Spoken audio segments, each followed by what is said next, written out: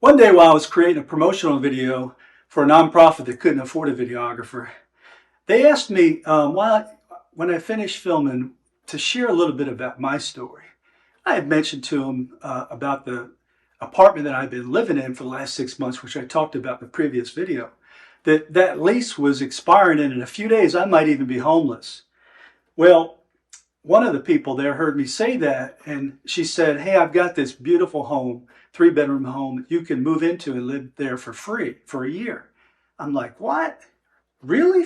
She said, "Yeah." I said, Can I see it? Can I pray about it?" She said, "Yeah." And so I met her over there and looked at it, and it was a beautiful home. But as I prayed about it, it was clear that it wasn't for me.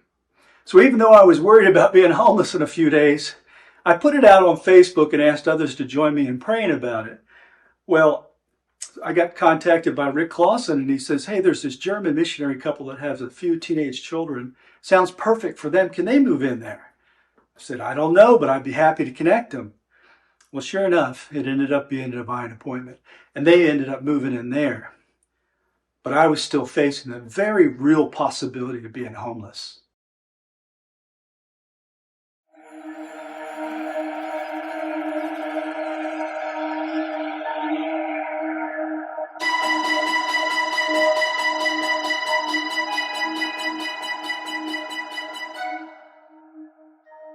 A few days before I would have become homeless, Barclay Garmin contacted me and said, "I've got this big home.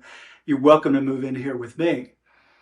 Well, he's the same person that 6 months earlier, when the Lord led me to give my van away for free, that he felt led to send me $2,000 so I could buy another car.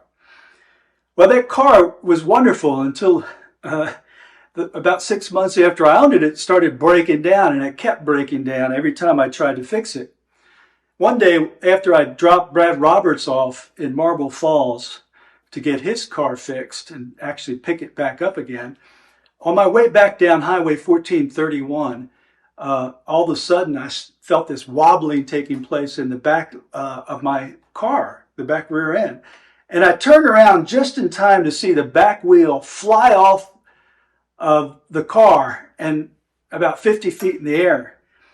I didn't know it, but actually, that car built at that time has a pin that keeps the wheel on the car. I don't understand all the details of it. I just know the wheel flew off my car as I'm driving down this road, which is one of the most dangerous roads in the greater Austin area. And I got the car fixed again, but I couldn't fix the AC unit now that had broken down. The only place you could fix that at is the Volkswagen dealership because it's a computer programming kind of issue. And so I had set up an appointment to go to the Volkswagen dealership to get work done. As I was driving to the Volkswagen dealership, a thought impression came to me, reminding me of the prophetic words spoken to me from Sarah Keiko, that had prophesied a few months before. She said, God's given me this very clear vision of you buying a red Mustang car. And she says, it's very clear that is what's going to happen. Now, the Bible says we prophesy in part. We don't always get it exactly right, but I didn't think much of it at the time when she had spoken that word. But as I'm driving to the Volkswagen dealership, I had that thought impression and then another one right after that, which was the Lord saying to me, "Hey, if you keep fixing this car, I'm going to keep causing it to break down. I want you to buy a new car." You can imagine, here I am without a job, without any money. How could you buy a new car without either of those? I'm having this major crisis of belief now, trying to process. Am I really hearing from the Lord? Was that prophetic word really accurate? And all of a sudden, my phone rings, and it was Melanie Severe.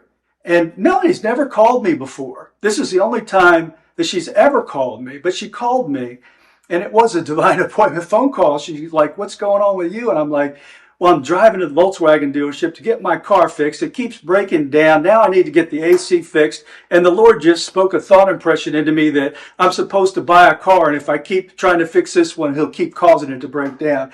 And I'm like, how can you buy a car without any job or any money? And Melody said, "You just need to trust God, and that if He's given you these thoughts, then it's going to happen. You just need to have faith."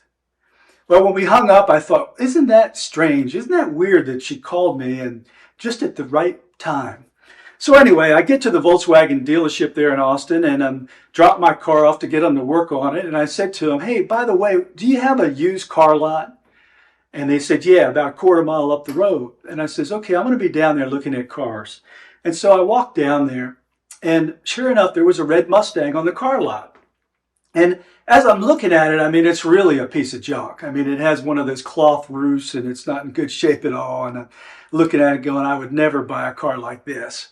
And I turned around to walk away, and just as I did, this used car salesman came out the door there of the office. He said, hey, excuse me, can I help you? And I said, well, I thought I was here to buy a red Mustang, but obviously not. That car's in horrible shape. And he said, have you ever thought of buying a Volkswagen EOS? I said, no, I'm sure I can't afford to buy a hardtop convertible Volkswagen EOS. And he said, you'd be surprised. And so he said, would you like to test drive one? Well, I couldn't not accept that offer to drive one of those. So I said, sure. And so I drove it around. And as I was driving and test driving it, all of a sudden I get this call from Chris Wooten. And Chris goes, hey, what's going on? I'm like, hey, I'm test driving this Volkswagen EOS hardtop convertible. He goes, well, I'm right around the corner from where you at. I just got off of work. He says, why don't you come by and pick me up? And so I went by and picked him up, and we're driving around, and he's like, man, this is a cool car. I'm like, yeah, it is. And so we went into the dealership, and he watched me buy a car without any job or without any money. And he kept shaking his head as it was happening, like, I can't believe you're buying a car without any job and any money. Well, I ended up trading my other car in, and they gave me about $1,000 credit, which covered the first 2 payments of my car. I knew I would crash and burn after that if I didn't get a job. And I started looking for a job weeks before that.